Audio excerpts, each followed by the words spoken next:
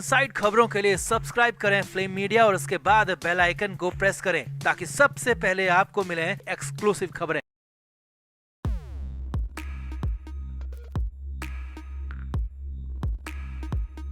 तो महाराष्ट्र में एक बार फिर से मराठा आरक्षण की आंच साफ साफ दिखाई दे रही है। मनोज जरांगे अपनी टोली को लेकर एक बार फिर से आरक्षण के लिए धरना प्रदर्शन शुरू कर चुके हैं और सबसे बड़ी बात यह है कि इसके लिए मुंबई पुलिस इस बार काफी सख्त नजर आ रही है, क्योंकि सरकार के आदेश मिले हैं कि मराठा आरक्षण के लिए मुंबई के आम लोगों को परेशान न किया जाए। इसी वजह से अगर आरक्षण करना है तो शहर से बाहर जाकर करें। अब इसी बात को लेकर सियासत और ज्यादा गर्म आ गई है। इस पर आदित्य ठाकरे ने तो सीधे सीएम फडणवीस से पंगा ले लिया। सीएम फडणवीस को आंखें दिखाना शुरू कर दिया। आदित्य ठाकरे ने सीधे तौर पर सीएम फडणवीस को चेतावनी दे दी और मुंबई पुलिस को सरकार के हाथ की कठपुतली कह दिया। तो क्या कुछ कहा आदित्य ठाकरे ने आखिर सीएम के फरमान को हिटलर जैसा फरमान क्यों बताया, आपको भी बताते हैं। आप भी वीडियो को शेयर करें और अपनी राय कमेंट बॉक्स में जरूर दें।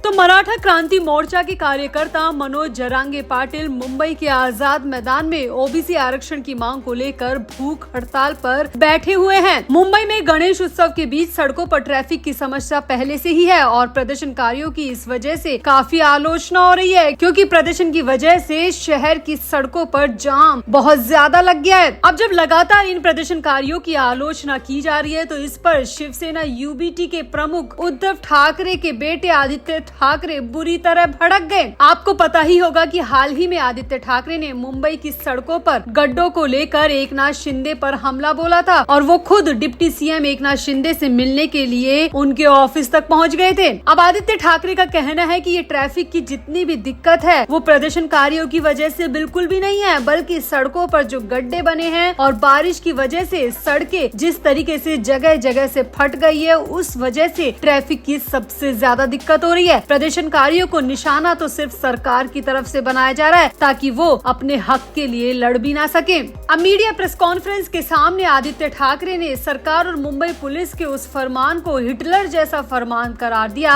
जिसमें आरक्षण कर रहे लोगों को मुंबई से बाहर जाकर प्रदर्शन करने की सलाह दी गई थी। आदित्य ठाकरे ने कहा कि क्या मराठी लोग अब अपने अधिकारों के लिए मुंबई में प्रदर्शन तक नहीं कर सकते? क्या वो अपने अधिकारों के लिए सूरत और गुवाहाटी में जाकर प्रदर्शन करेंगे? क्या मुंबई की इतनी बुरी हालत हो चुकी है? क्या सरकार बिल्कुल गूंगी बहरी हो चुकी है कि वो मराठी लोगों के अधिकारों को लड़ने के लिए उन्हें मुंबई में थोड़ी बहुत जगह भी नहीं दे सकती? आदित्य ठाकरे ने कहा कि सरकार पहले तो प्रदर्शनकारियों को बुनियादी सुविधाएं देने में विफल रही है। ठाकरे ने शिव सैनिकों से अपील की है कि वो प्रदर्शनकारियों के साथ खड़े रहें और उनकी मदद करें। यहाँ पर आपको बता दें कि मुंबई पुलिस की तरफ से मनोज जरांगे पाटिल को आजाद मैदान में प्रदर्शन करने की अनुमति को एक दिन और बढ़ाया है, लेकिन इसके साथ ही कहा गया है कि इसके बाद वो यहाँ पर प्रदर्शन नहीं कर सकते, क्योंकि उनके प्रदर्शन की वजह से आम लोगों को बहुत ज्यादा दिक्कतों का सामना करना पड़ रहा है। इसी पर आदित्य ठाकरे ने कहा कि मनोज जरांगे पाटिल की मांगों का हम समर्थन कर रहे हैं। आदित्य ठाकरे ने कहा कि महाराष्ट्र के कोने कोने से हमारे मराठी भाई हजारों की संख्या में मुंबई में इकट्ठा हुए हैं। वो बारिश, पानी और कीचड़ का सामना कर रहे हैं। आदित्य ने कहा कि वो अपनी जायज मांगों के लिए संघर्ष कर रहे हैं और सरकार उन्हें बुनियादी सुविधाएं देने में भी विफल हो रही है। ऐसे में मैं सभी शिव सैनिकों से अपील करता हूं कि वो एकजुट रहें और इन भाइयों और बहनों को पानी, भोजन और शौचालय की सुविधा प्रदान करने के लिए अपनी कोशिशें जारी रखें। आदित्य ठाकरे ने कहा कि यही हमारा महाराष्ट्र धर्म है, यही हमारा मराठा धर्म है। आदित्य ठाकरे का कहना है कि सरकार प्रदर्शन करने के लिए जगह नहीं दे सकती तो उनका हक क्या वो खाक देगी? आदित्य ठाकरे ने CM Fadnavis, deputy CM Eknath Shinde पर सवाल उठाते हुए कहा कि जब आप किसी प्रदर्शनकारी को थोड़ी बहुत जगह नहीं दे सकते तो आप उनके हक के लिए क्या ही कुछ करोगे? आपसे तो उन्हें उम्मीद करना ही बेकार है। अब मनोज जरांगे को लगता है कि अपने हक के लिए दिल्ली कूच करना चाहिए, क्योंकि महाराष्ट्र की सरकार गूंगी और बहरी है, उनके कानों में कुछ बात जा नहीं रही, उन्हें दिखाई कुछ दे नहीं रहा। इसीलिए अब मनोज जरांगे को हमारा पूरा समर्थन है। अगर वो दिल्ली कूच करना चाहते हैं तो हमारी पार्टी उन्हें पूरा सपोर्ट करेगी। आदित्य ठाकरे ने कहा कि फडणवीस सरकार को सिर्फ हिटलर हिटलर जैसा फरमान देना आता है? क्या उन्होंने आजाद मैदान में जाकर देखा है कि प्रदर्शनकारी कितनी दिक्कतों का सामना कर रहे हैं? बारिश, कीचड़ और पानी की वजह से उनके पास बुनियादी सुविधाएं तक नहीं है, खाने पीने का सामान तक नहीं है, वो इतने ज्यादा परेशान हैं और आप उन्हें मुंबई से बाहर खदेड़ना चाहते हैं। ये हिटलर जैसा शासन नहीं है तो और क्या है? आदित्य ठाकरे ने मराठा आरक्षण के नाम पर सीएम फडणवीस की सरकार को काफी कुछ सुनाया और कहा कि क्या आप प्रदर्शनकारियों को अपने हक के लिए लड़ने के लिए सूरत और गुवाहाटी जाना पड़ेगा? क्या उन्हें मुंबई में एक छोटा सा मैदान भी अब प्रदर्शन के लिए नहीं मिल सकता?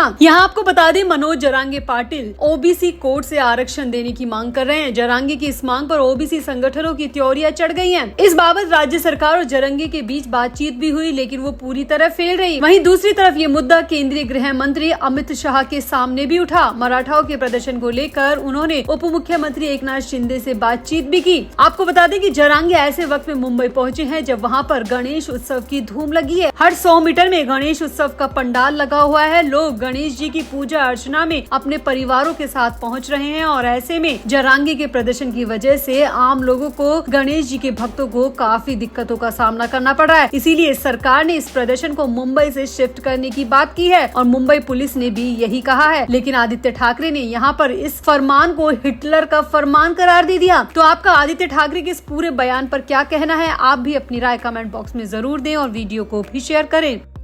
तो ये तो सबको पता है कि राज ठाकरे के घर शिव तीर्थ में गणेश उत्सव का आयोजन किया गया था। इसमें बड़े बड़े बिजनेसमैन से लेकर सियासी लोग भी पहुंचे थे। खुद मुख्यमंत्री, दोनों उप मुख्यमंत्री भी इस पूजा में शामिल हुए थे और मीडिया का जमावड़ा लगातार 2-3 दिन से राज ठाकरे के घर पर बना हुआ है, क्योंकि मीडिया को भी मसाला चाहिए और उन्हें यहाँ पर मसाला मिलेगा, मीडिया को अच्छी तरह पता है। इसीलिए मीडिया की तरफ से वहाँ पर बहुत सारे लोग अलग अलग कैमरा लेकर बैठे हुए थे। अब इसी बीच जैसे ही उद्धव ठाकरे पूजा खत्म करके बाहर निकले तो उद्धव ठाकरे अपनी पत्नी के साथ एक कार में बैठकर निकल गए और दूसरी कार में आदित्य ठाकरे को बैठना था। लेकिन आदित्य ठाकरे कार में बैठते उससे पहले ही मीडिया कर्मियों ने आदित्य ठाकरे को घेर लिया और पूजा में क्या कुछ हुआ उसको लेकर सवाल करने लगे। तो हम आपको पहले ही बता चुके हैं कि खबरें ये भी आई थी कि आदित्य ठाकरे ने पूजा में बैठने से इनकार कर दिया था, क्योंकि आदित्य ठाकरे राज ठाकरे और उद्धव ठाकरे के मिलन से ज्यादा खुश नहीं है और वो चाहते भी नहीं थे कि राज ठाकरे के घर पर वो इस उत्सव में शामिल हो, क्योंकि इतने सालों से वो अपने चाचा के घर में गए नहीं और अब अचानक गणेश उत्सव के लिए जाना